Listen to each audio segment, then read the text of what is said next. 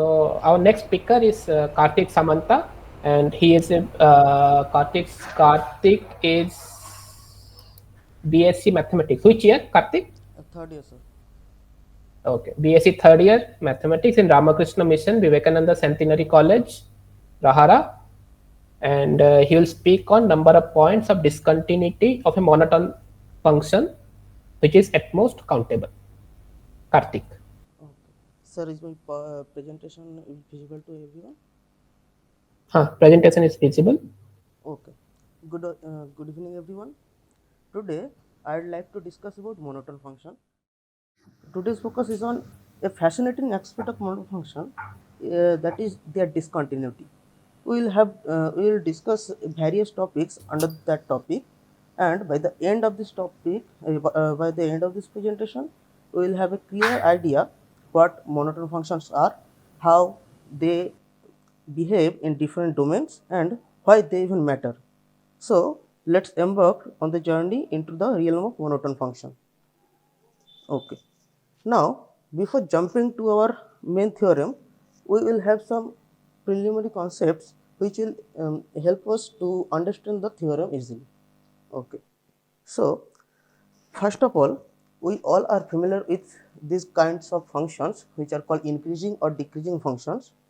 Mathematically, what it says that a function will be called increasing function if whenever we take 2 points x1 and x2 from the domain which satisfy this condition that x1 is less than x2, the functional value at x1 will be less than or equal to x2, then the function will be called increasing, and whenever the inequality will get flipped, the function will be called decreasing function. Now, what is the monotone function? A monotone function is just a packet of these two. That means it is a monotone function which can be either increasing or it can be decreasing. Okay. Um, Now, before we want to study about the discontinuity of this type of function. So, before discontinuity, we need continuity, and before continuity, we need to talk about limits of these functions. So, Yes. now existence of limits. Now, let us take a increasing function whose domain is open interval a b. Now, for example, let's take this function e to the power x, and for the domain we have chosen -3, 2. Now, if we choose any point from this domain, for example, let us take this one. Now, we want to find the right hand limit and the left hand limit of this function. Now, in order to do that, what we can do?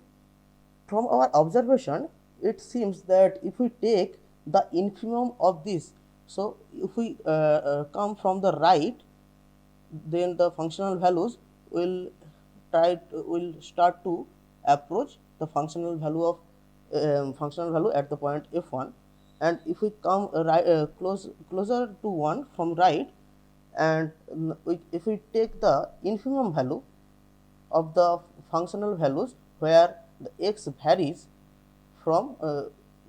varies in this range, open interval 1 comma 1 comma 2 in this case, then our intuition says that we will be able to approach the right hand limit, that is limit x tends to 1 plus fx.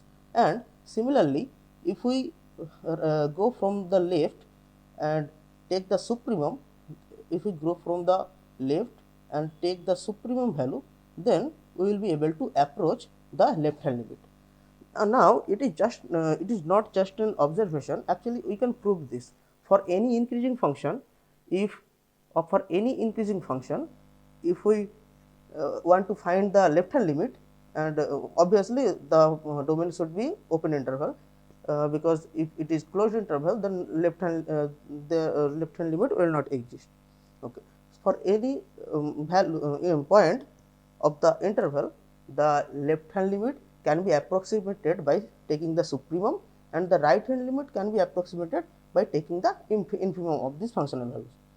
Now, the first question which arises in our mind is, does the supremum and infimum always exist? Because if they exist, then we are sure that the limit will exist always. The answer is yes. But why? What guarantees the existence of supremum and infimum? We all know for supremum we need that the set to be non-empty. Now, is there any guarantee that our set will be non-empty? See, we are taking, we have a open interval and we are taking a point in from that. Now, in let it be C, it A and B.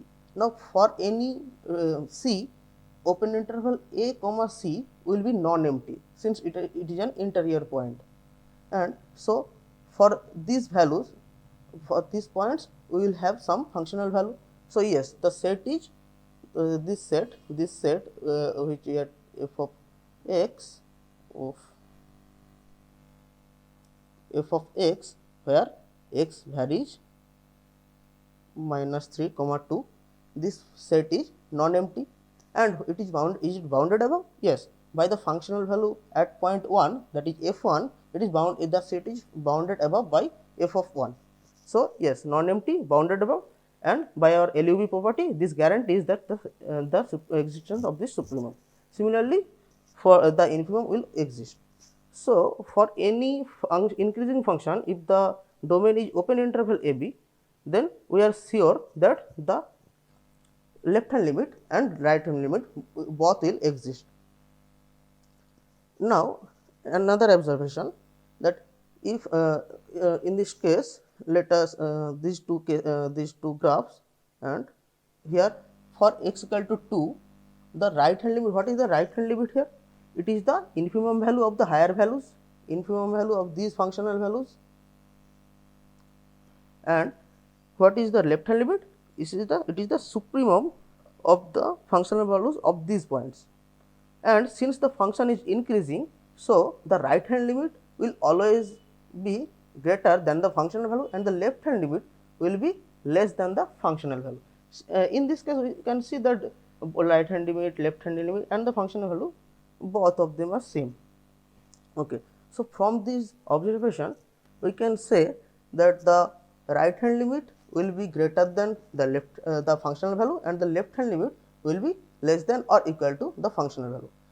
Similarly, if we take 2 points from the interval, if we take 2 points from the interval a comma b, then let us 2.1, let it be 1.5. Then similarly, by the similar arguments, since we have derived that the right hand limit is supremum of the higher points and left hand limit is infimum, right hand limit is the infimum of the higher points and left hand limit is the supremum of the lower points. So by using that argument, we can easily prove that whenever C is less than D, we can easily prove that the functional value, the right hand limit of the lower point, that means right hand limit of at point C will be less than or equal to the left hand limit of at the point D. From the pictures also it's clear that here this is the point D and the left hand limit is strictly greater than the right hand limit of the at point 1, and here both of them are same. Okay, so we have these results. We are going to use all these in our proof, that for any for if increasing function, if we take a point, the right hand limit is greater and left hand limit is less than or equal to the functional point, and for 2 points this inequality holds. Now, since we have already seen that the left hand limit and right hand limit both exist, so we are only bothered about the values. Now, if the left hand limit is equals to right hand limit, what happens? Let's see what happens. Now, we have already seen, for example, let's see this graph, the left hand limit, right hand limit and the functional value, it is same in this case. Now, since the function is increasing and we have a result that the functional value lies in between left hand and right hand limit, and here left hand and right hand limit are same. So, this all yields that the functional value will be equal to them since the function is increasing. So, by the definition of continuity, we can say that the existence of limit guarantees continuity, and for case 2, if the functional value if the limiting values, the right hand limit and left hand limit are different, and we have another inequality that the functional value lies in between them, the only thing that we can conclude is yes, the value will be in between them, but we don't know what is that. Now in this case, since limit doesn't exist, this is the only case when the limit doesn't exist and the functional value can be anything in between them. So this is the only type of discontinuity one monotone function can have, because we are sure that the limits will exist always. So this is the only type of discontinuity. Now let us see another thing. What is jump at a point? Now jump at a point C of a function f is defined like this. It is the right hand limit minus left hand limit.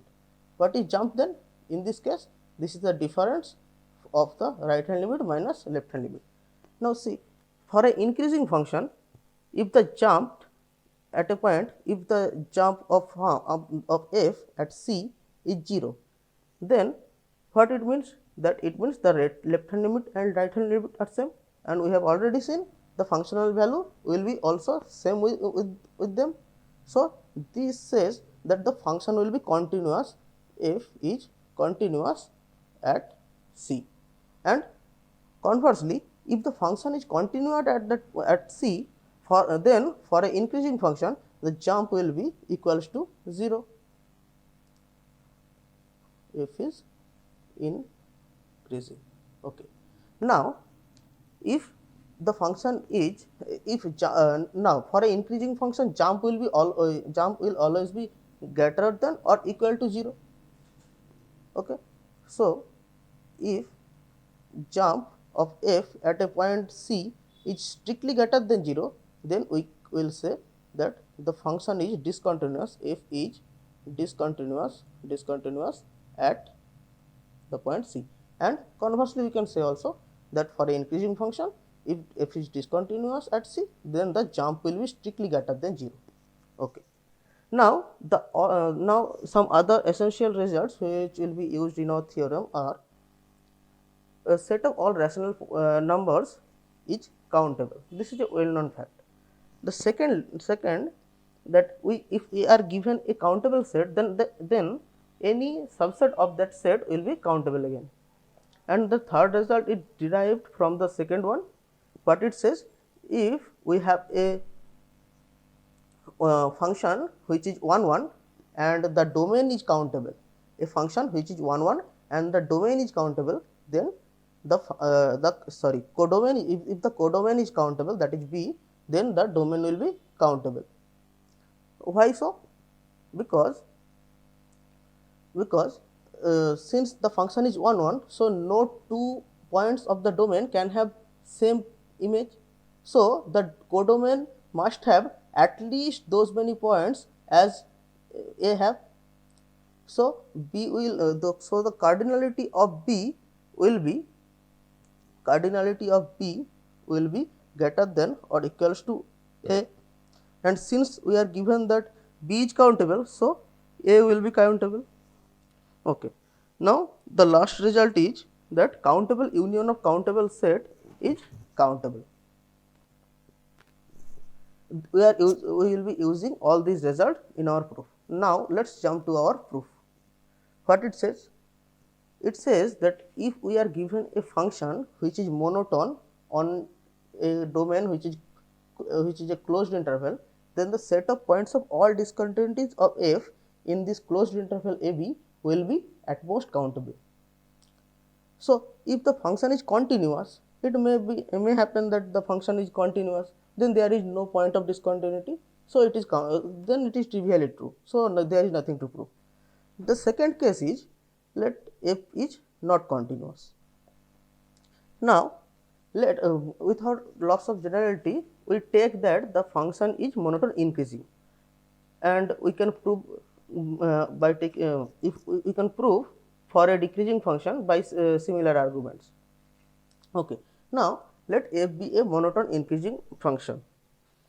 Now and let S be the set of all points of discontinuity of f. So for this picture, for this function, what is S? For this function, it is set of all points of discontinuity. That means it is in this set point x1, x2, x3 and x4 will be okay. So now since f is, but this function is increasing, so at any point right hand limit will be greater than or equal to the left hand limit. So jump will be greater than or equal to 0 at any point. Now we have already seen that if it, for a increasing function, if the function has discontinuity at point C, then then at that point jump will be strictly greater than 0, and conversely it is also true. So the set is nothing but collection of all the points of the domain in which jump is strictly greater than 0. Okay. Here you can see also at x1, x2, x3 and x4 we have some jumps. Okay. Now let us take a set T which is which taking the points of discontinuity in this interval, open interval AB. S is the point of discontinuity when the of the closed interval AB, and T is set of all points of discontinuity in open interval AB. In this case, in this particular picture, this is same as S1, X2, X3 and X4, because these are the only points of discontinuity in open interval AB. Okay. Now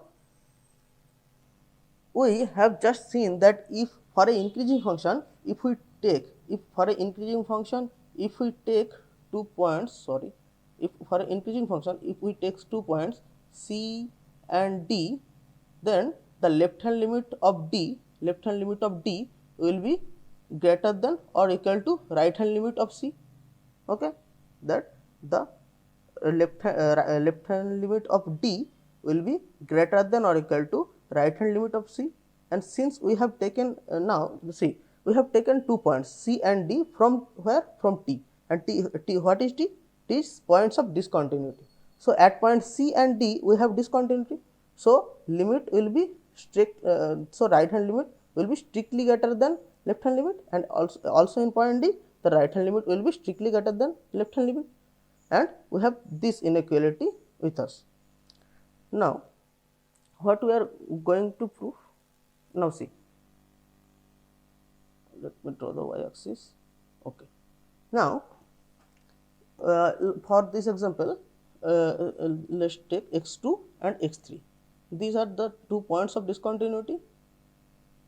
Now what is the left hand limit of x2? This is this value, and right hand limit of x2, this is this value. Okay, and at x3 this is the left hand limit and this is the right hand limit. We have seen that these two values, that left hand limit at C and right hand limit of D, can be equal also for this type of cases.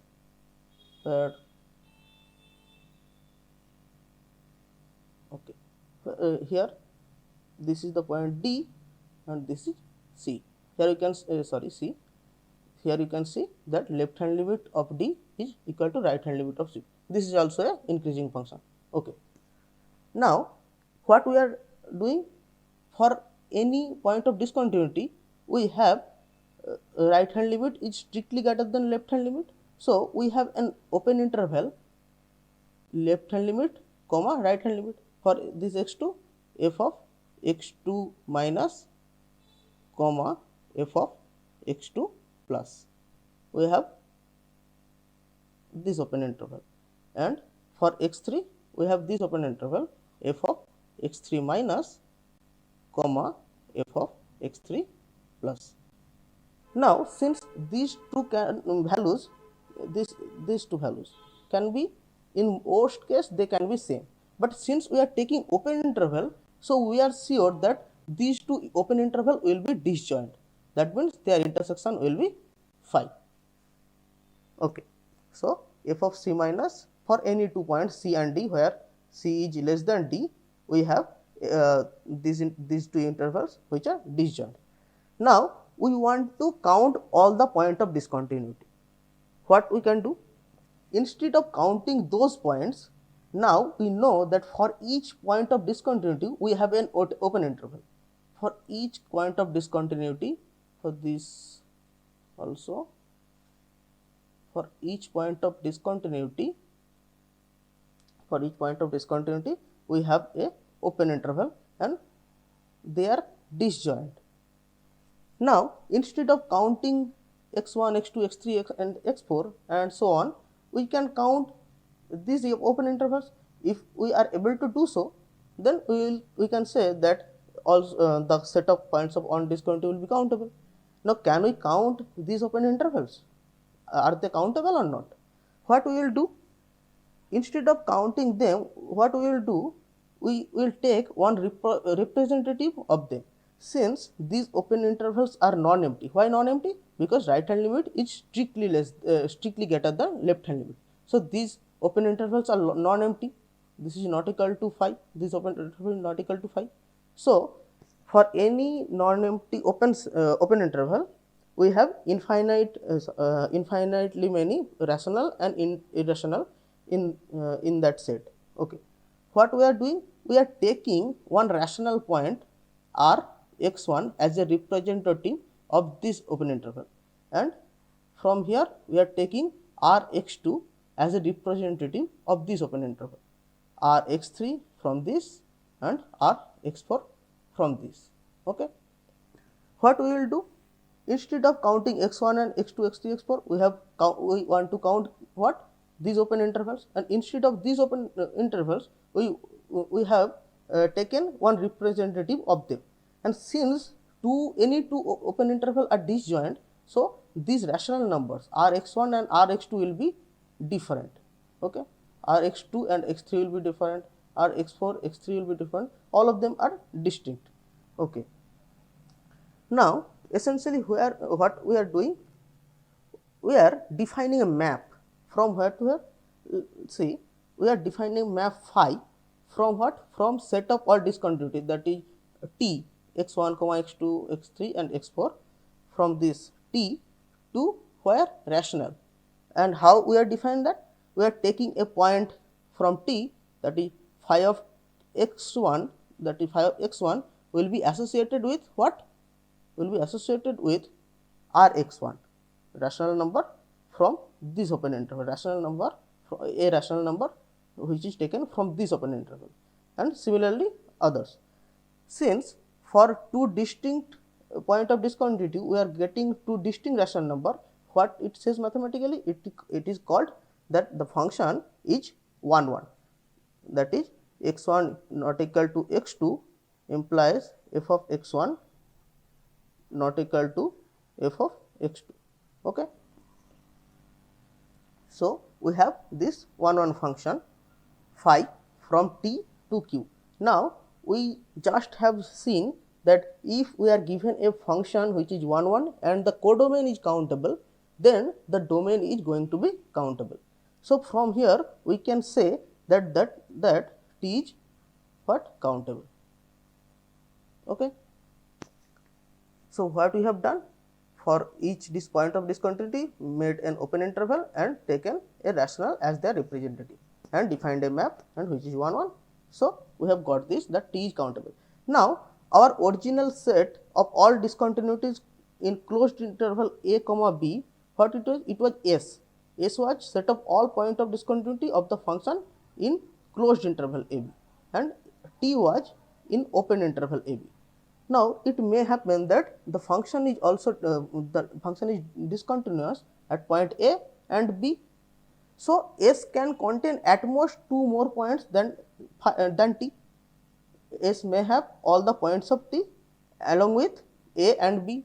This is the worst case, that S can contain at most 2 points more than T. So since T is countable, so S is countable. Okay. Since T is countable, so T union AB is countable. Okay, then S is countable. Now let us generalize this theorem. Now what we are doing?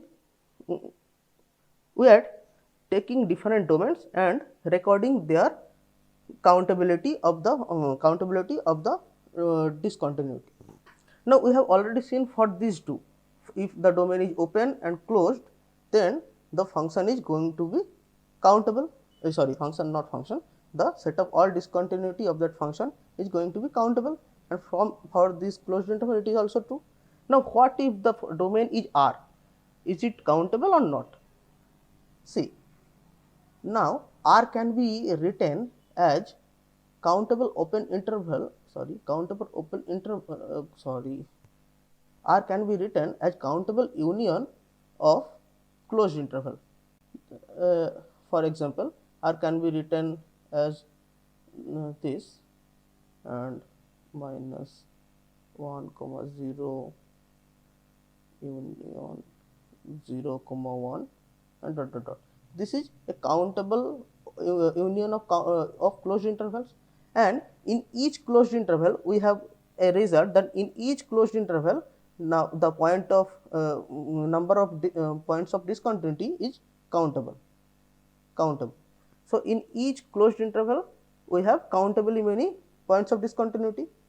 So, and we have already seen a result that countable union of countable set is countable. So from this result we can say that if the domain of the function is R itself, then also the number of points of discontinuity is going to be countable. Now what about any interval? When it may be closed, unbounded, bounded, open, semi-open, semi-closed, anything. Now what is the result? Yes, it is also countable. But why? Because we have a result that any interval whenever it is it may be closed, it may be open, it may be unbounded, bounded, anything. Any interval can be written as countable union of closed intervals. Okay. So by the previous argument that countable union of countable set is countable, we can say that yes, for for if the domain is any interval, then the number of discontinuity will be countable again. And what if the domain is Q, that is set of rational? See, we made T and S in the proof that T is the points of set of all points from the domain. There was closed interval. For this is set of all points of Q in which jump of x is strictly greater than 0. Since it is subset of Q, then it is so it is countable. Okay. So okay, for Q also, if the domain is Q, then the set of points of all discontinuity will be subset of Q, so countable. Okay. Now let us summarize all these things. What we have seen that that the left hand limit and right hand limit both exist for each interior point of the of a open interval. And next, monotone functions can have only jump discontinuity. What is third? Thirdly, is we have proved that set of all disjoint open intervals is countable. How we did that? We took one representative, that means one rational from each interval, and defined a map from those collection to rational. So that function was injective, and since the domain codomain was Q, so the domain was countable. Okay. And fourth, that any interval can be expressed as countable union of closed intervals, and all these results give us that set of all discontinuity of monotone function is at most countable. Now here are the references I took. Okay, this had been a very wonderful experience for me, and I'd like to extend my heartfelt thanks to Dr. Bikash Chakraborty. He has helped me whenever I fell in a trouble regarding this presentation, my appreciation also extends to Alapan Ghosh and all the Kartick members for their constant guidance and support, and finally to the MTTS Trust for giving me such opportunity. Thank you.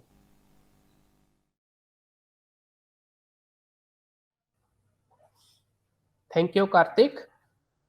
It was a very nice presentation and certainly had a revision of the proof of this theorem. I'm sure many of us would have. So, are there any comments, questions, suggestions?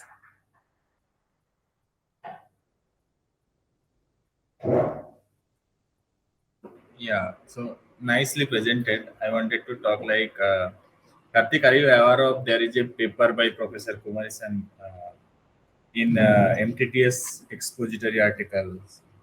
Uh, you know, role of LUB axiom in real analysis. Because you so deeply use this LUB axiom, so you may find or others also may find it very useful. Let me put its link in the chat box. Please go through it. You'll appreciate this.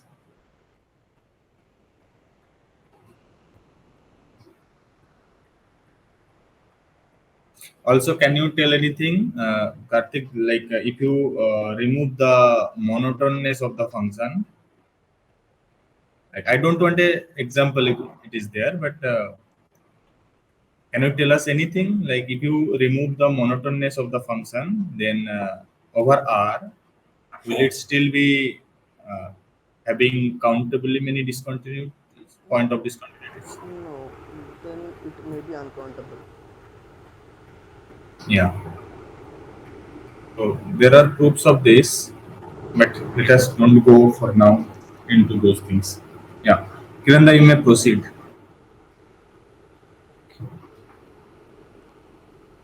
Yes. Thank you again, Karthik.